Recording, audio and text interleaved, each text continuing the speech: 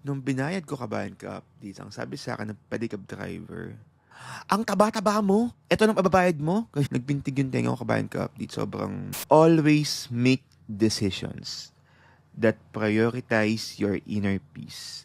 Lahat naman ng oras tayo nga po ay nagde-decide. Ano ba masarap na ulam ngayon? Crispy pata, lechong kawali, o diduguan shake. Ang pang rest in peace natin. Gusto ko lang din po ibahagi sa inyo itong Airbnb na na bago kong proyekto. Huwag ho kayo mag-alala. Aalagaan ko po ang unit niyo. Dahil ako po ang pinagkatiwalaan nyo para mag-handle po ng Airbnb unit niyo. At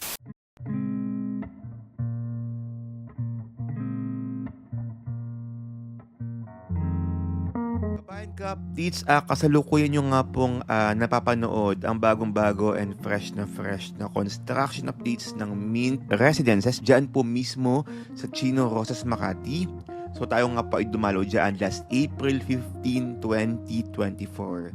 At para mapanood nyo po mismo ang full video ng Mint, kayo po ay nakakapanood sa ating YouTube channel or Facebook page. Ayan, i-click nyo lang po yung link dyan mismo sa description box or sa comment section po ng Facebook page. At kung kayo po ay may mga katanungan about Mint Residences, please DM me on WhatsApp. That's 63915281435.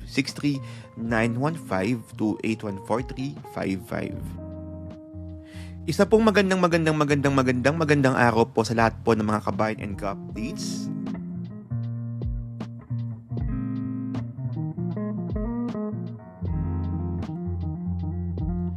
Sa Luzon, Visayas, Mindanao, buong Pilipinas, saan mang panig man kayo ng mundo, magandang araw po. Ako po ang inyong virtual SMDC International Property Specialist, Justin Archeda, at ito ang SMDC Podcast.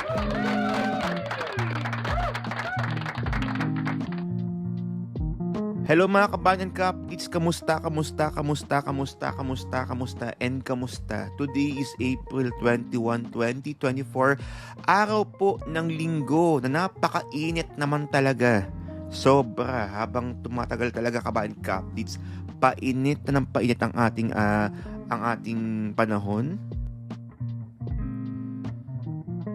Nako ha, ingat-ingat po sa lahat po ng mga nasa labas ng bahay, ng kanilang mga bahay, yung mga nagtatrabaho, yung mga namamasyal, no? Maaaring maganda nga po ang panahon dahil tayo nga po ay nakakapasyal, pero huwag kalimutang bumili or magbaon ng tubig. Oo, tubig po kabayan ka-updates dahil sobrang init talaga ng panahon. Mahirap nang ma-dehydrate, mahirap nang ma-stroke. Kahit yung mga nasa dagat diyan, ha, yung mga nagre-relax, no, yung mga nagso-soul searching, yung mga may mga bagong desisyong papasukin na yung mga, Diyos ko, yung mga nagbakasyon para magmuni-muni sa buhay, nagsa-soul searching, kung dapat na bang mag-resign. Oo. Kung kayo po ay papasok sa isang malaking desisyon sa buhay. Oh.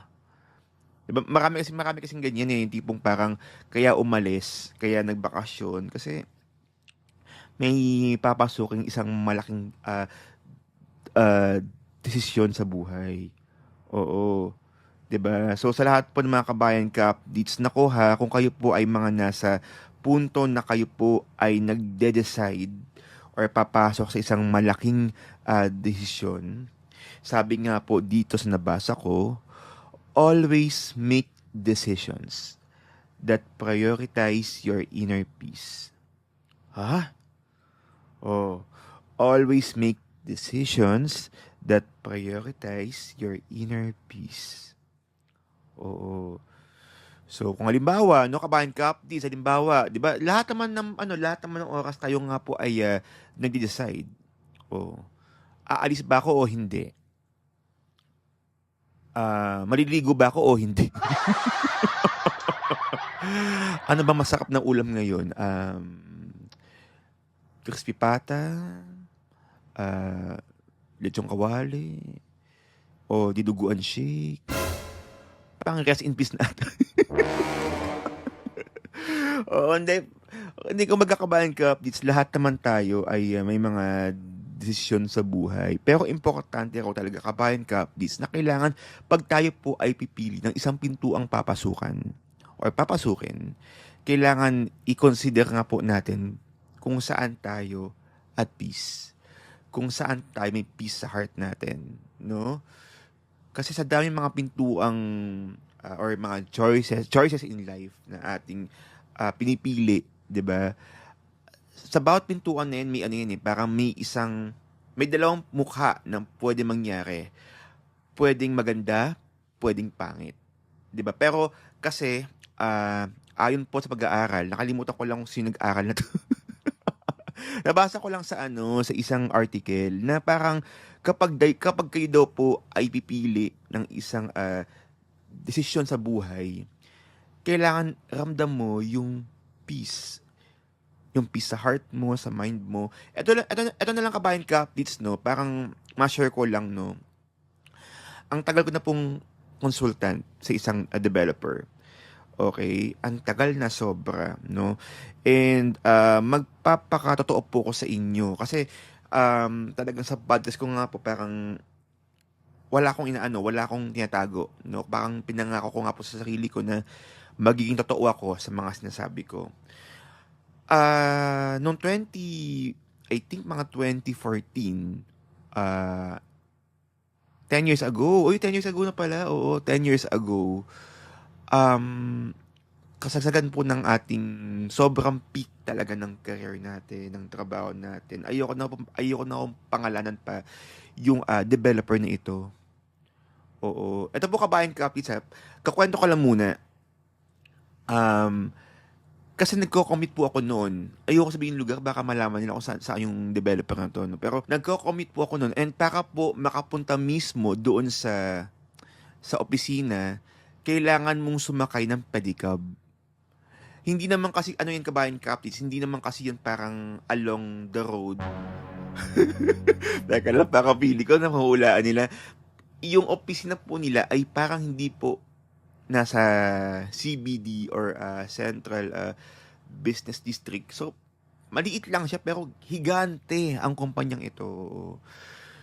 So, ang ginagawa ko, sumasakay ako ng bus and then nagpe-pedicab ako.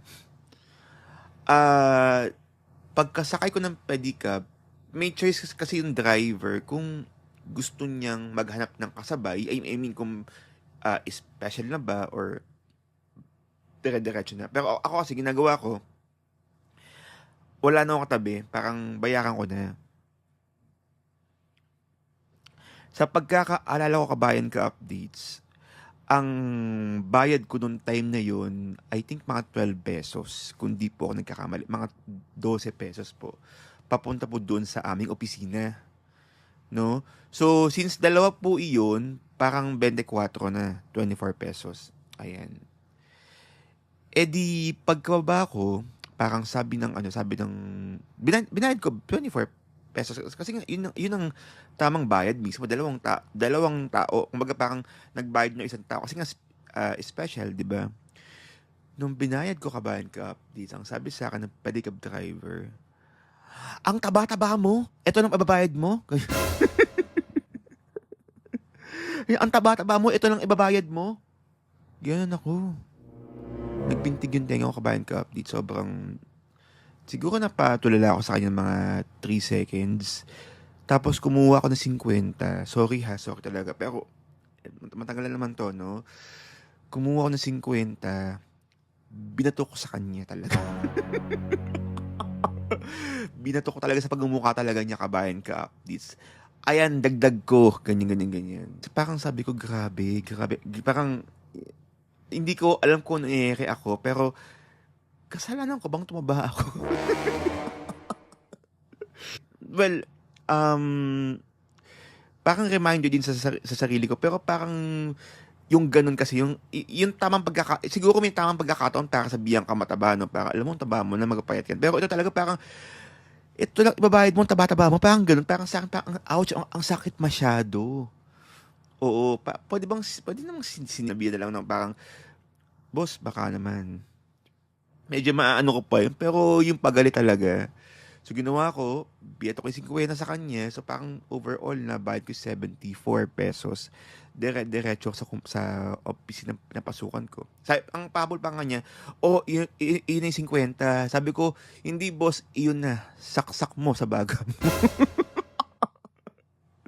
Sorry, kabayan Kaptits. That was 10 years ago. Oo. Pero feeling ko naman kahit sino naman sa atin, kung sino man siguro sa atin dito, talagang same reaction, or baka siguro kung di mo mailalabas, magtitimpi ka parang body ang buong araw. Kahit sino na siguro, ganun ang sabihin, no? Pero sabi ko, grabe, hindi ko ma-absorb yung sinabi. Pumasok ko ng opisina, nag-good morning yung mga sekretary, yung mga katrabaho ko. What's good in the morning?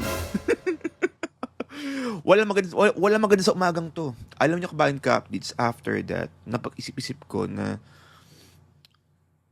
what if kumuha ko ng kotse? After 3 days, kumuha po ako ng kotse. Ganun. Ganun ako ka bigla-bigla. Oo. Nung kinuha ko yung kotse, sabihin ko ba yung kotse? Oo. Hindi, kumuha po ako ng Hyundai Elantra na kulay puti. Oo, kasi parang feeling ko ang lakas makagwapo nung kotse na yun. So, kumuha ako ng Hyundai Elantra na kulay puti. Tapos parang, bago kinuha yun, syempre nag-smart driving ako. Hindi confident yung nagtuturo sa akin na kaya ko na magmaneho, ganyan. Pero pinilit ko pa rin. Inayos ko inayos ko yung, yung sa, inayos ko yung paglabas ng kotse, ganyan, ganyan, ganyan. Tapos, dumating pa yung time na, na nung nakuha ko na po yung kotse, sobrang, ang daming dilubyo. Parang,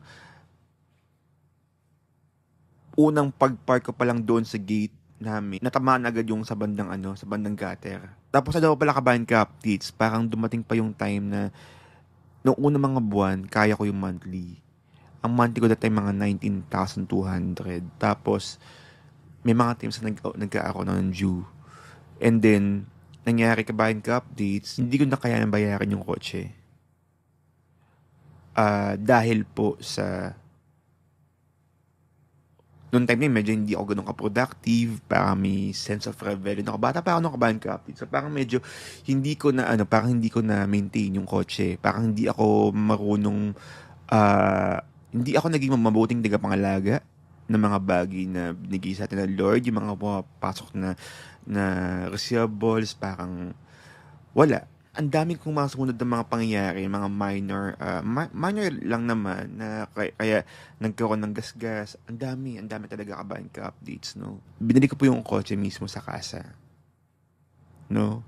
And that time, actually medyo inano ko yun, parang nung nilet go ko yun kabayan ka-updates, parang nakahinga ako ng maluwag. At the same time, may konting lungkot sa part ko. Kasi una na sa mga hulog ko. Pero kung iisipin kong mabuti, ito yung mga produkto ng mga decision ko sa buhay na hindi ko masyadong pinag-isipan. Kasi nung time din yun, parang wala akong parang nung nag-decide ako, bumasa lang ako sa aking emosyon. No? Parang wala ding peace. Nung nag-decide ako, wala akong naramdamang inner peace. Sinabi ko lang na parang, sige, tuloy na natin to. Kaya nga po kabayan ka-updates, okay, after 10 years talaga, hindi ko po itatago sa inyo, nagagrab ako nag-aangkas ako. Kasi nga, syempre sa mga pag-updates, hindi pwedeng parang naka-kotse ka. Kasi mas maganda ko nakamotor ka. Kaya lang ako ayoko din kasi magmotor talaga. Yung magdadrive ako. Hanggang angkas lang ako. Kasi takot ako kabayan ka updates, no? So, nitong last year, birth month ko, parang sinubukan ko na what if kunin ko na ulit. Kasi ang daming kliyente na na pupunta sa Pilipinas etong taong 'to. So sabi ko parang nakakahiya na parang hindi ko kikitain yung mga kliyente kong ito na alam mo yun, susunduin sa airport, 'di ba? Parang sa akin parang siyempre ano ba naman yung pagsundo sa airport, wala namang problema doon.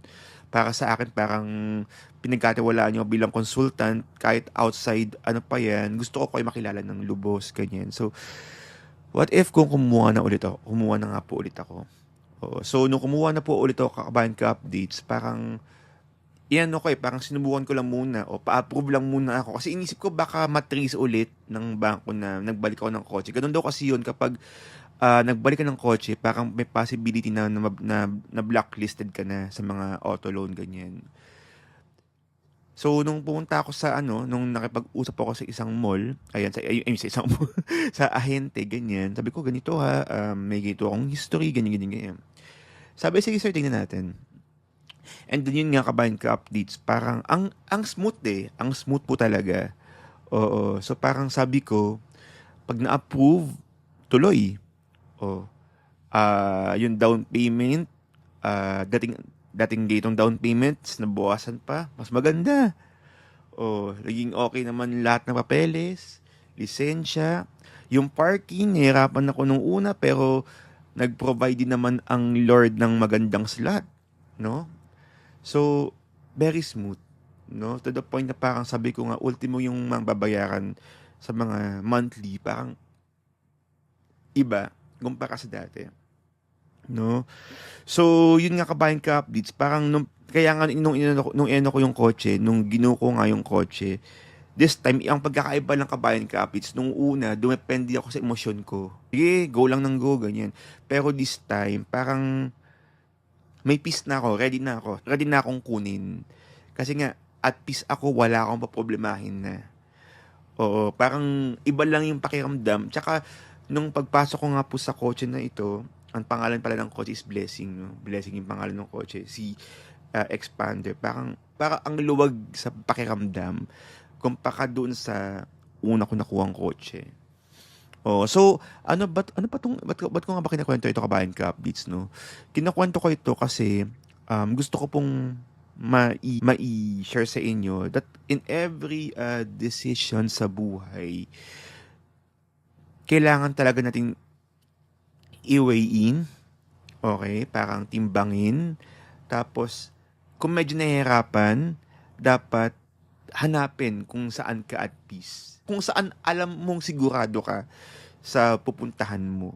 So, ganun kasi ganun po ako mag-isip talaga kabayan ka updates. Parang, hindi lahat ng panahon kailangan mong sumugal ng sigilang. Times kapag mag-iisip ka ng decision, dapat talaga kailangan mong pag-aralan, no?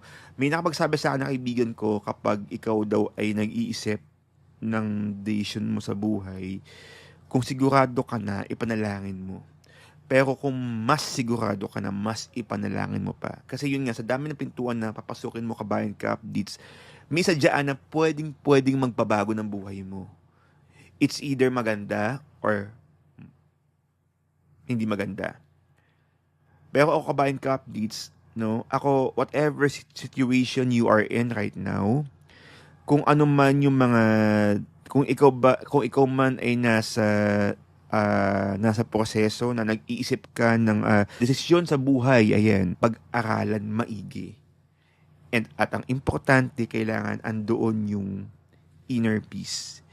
Yung kapag pinili mo yung decision na to, parang masaya ka. Hindi ka galit, hindi masama loob mo, maganda yung puso mo. 'Di ba? Kasi parang naniniwala ako pag maganda ang puso mo, na pinili mo ang decision na to, lahat yan damay-damay, lahat yan maganda yung pasok. Oo. So, yun lang naman kabayan ka updates. Maraming salamat po and see you po ulit. Hindi, joke lang. Oo, hindi, ang dami ko nakwento pero yun po kabayan ka updates. Sana po sa lahat po ng mga pumapasok ngayon sa isang napakalaking decision, ang prayer ko po kabayan ka updates ay magtagumpay po tayong lahat. At the end of the day, pare-pares lang naman tayong mga tao na may mga nagmamahal sa atin, na may mga pamilyang umaasa sa atin, may mga pangarap sa buhay. Prayer ko talaga, sana po lahat po tayo ay maging successful. At tama yung pinili nilang desisyon sa buhay.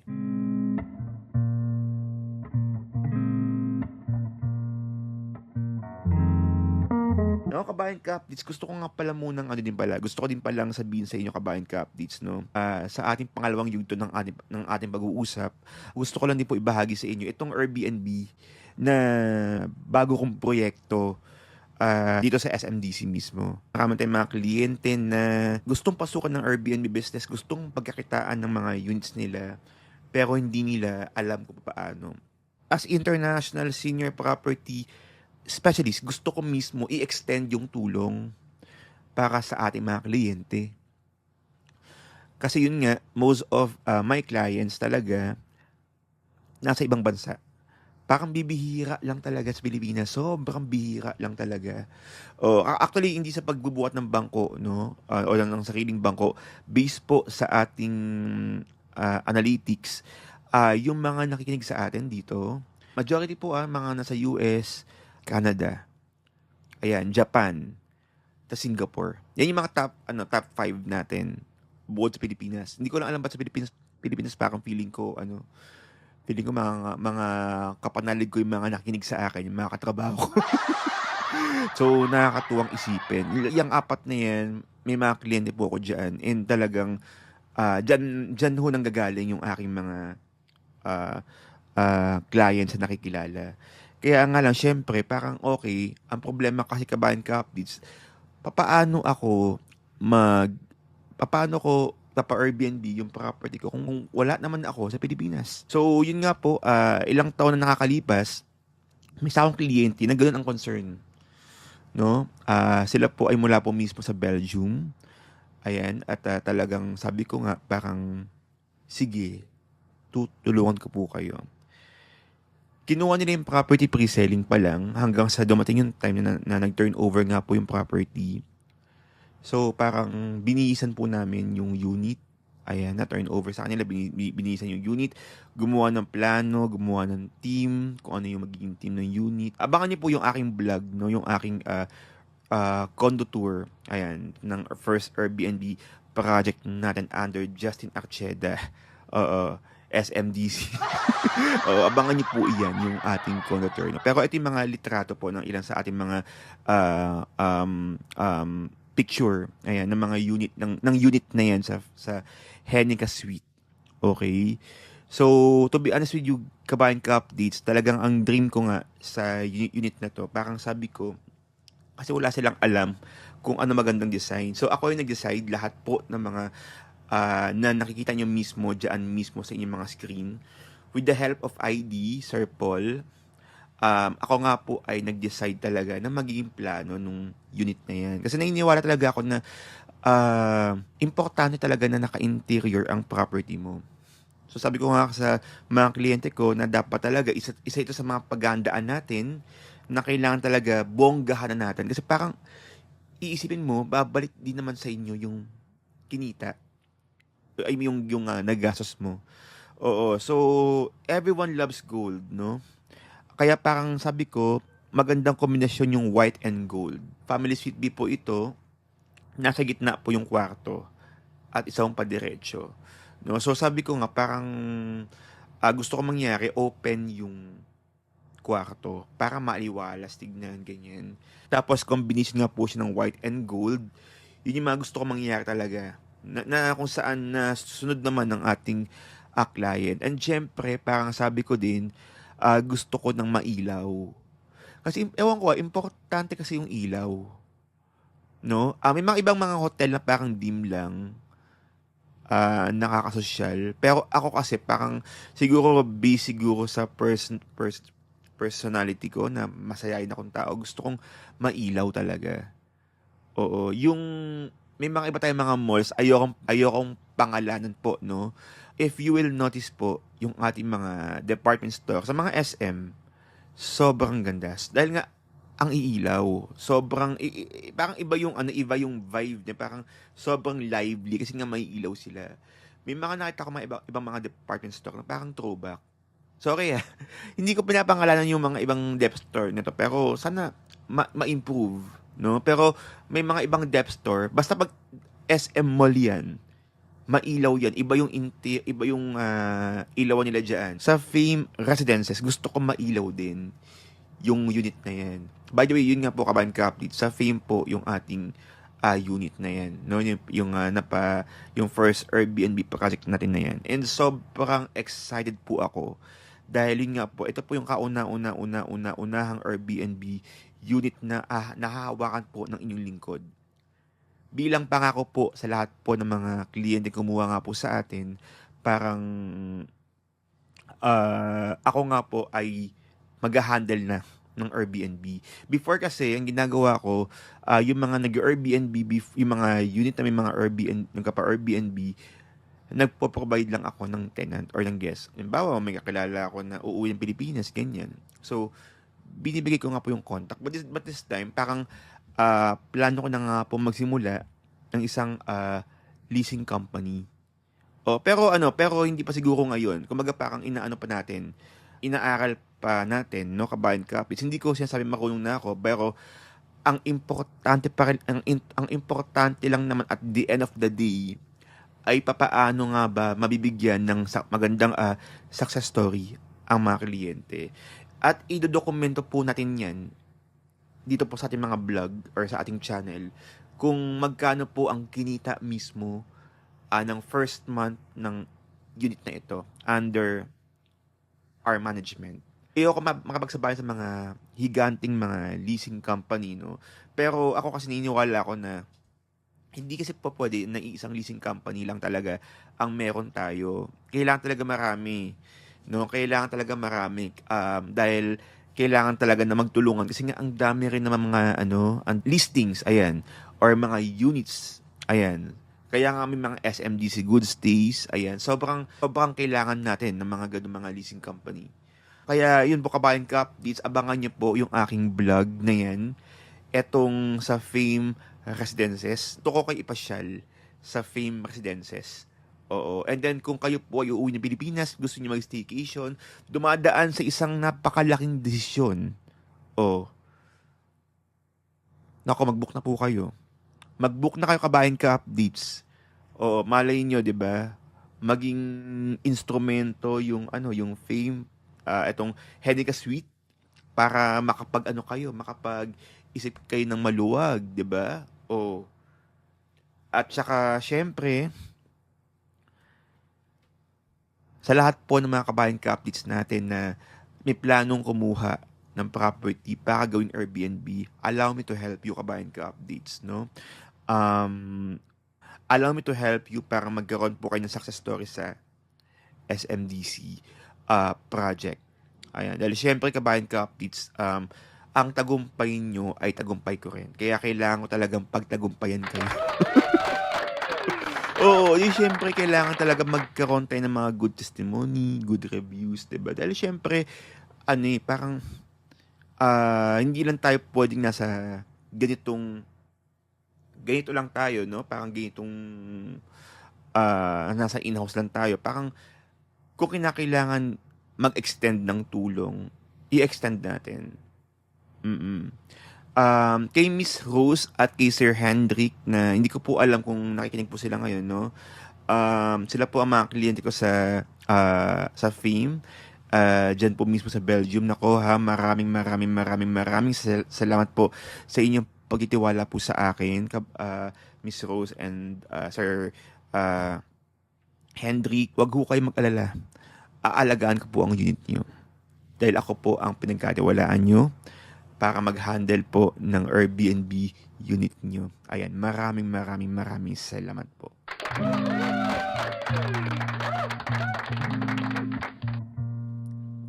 Okay, kabayan ka, update sa lahat pala ng mga gustong mag-book ha. Mag-DM po kayo sa aking WhatsApp number 63915281435. Okay? Gusto niyo makita mismo yung ating unit na to. Ayan, gusto niyo mapag-stayan.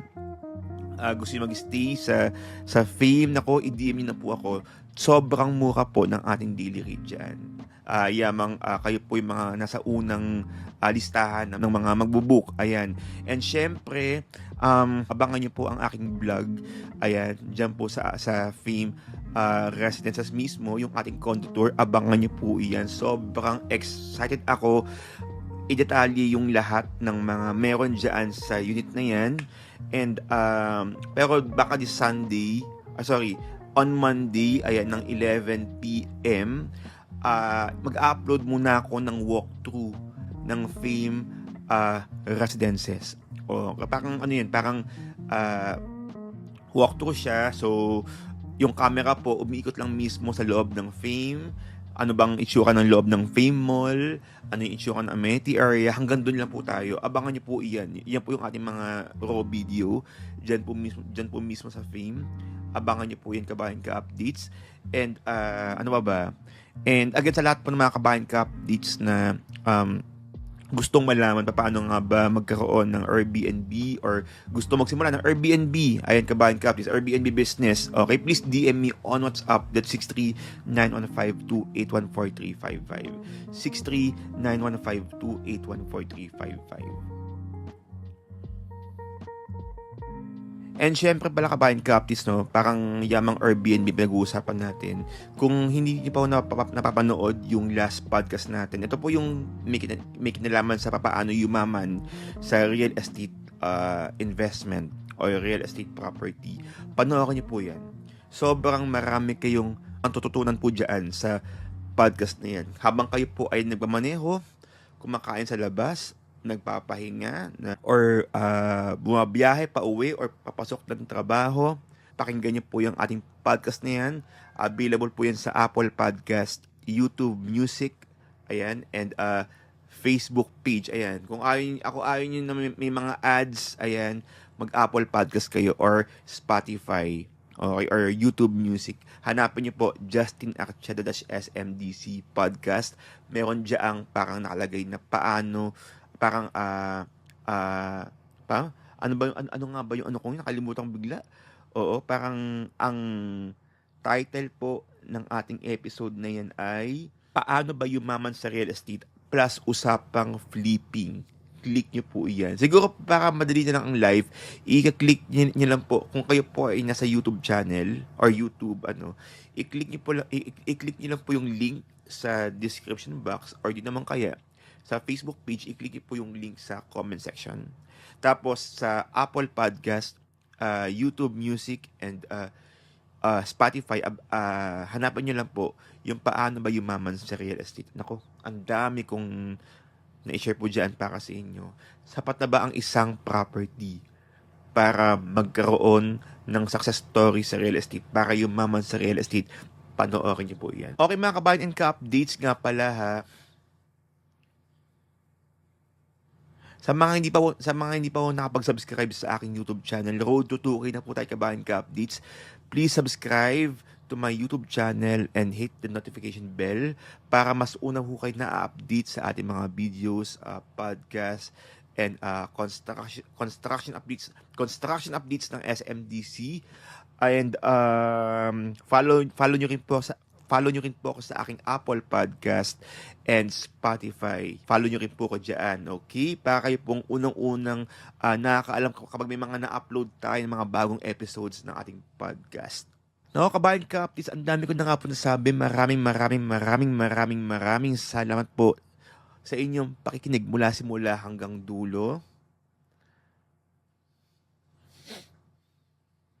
Ako po ang inyong virtual SMDC International Property Specialist Justin Archeda na patuloy pong nagpapaalala po sa inyo.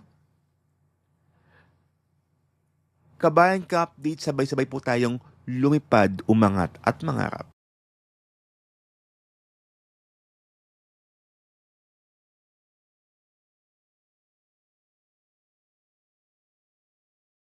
Again, maraming salamat po, Kabayan Ka updates. See you po ulit on my next episode. Dito po, sa nag-iisa at nag-iisa lang na SMDC Podcast.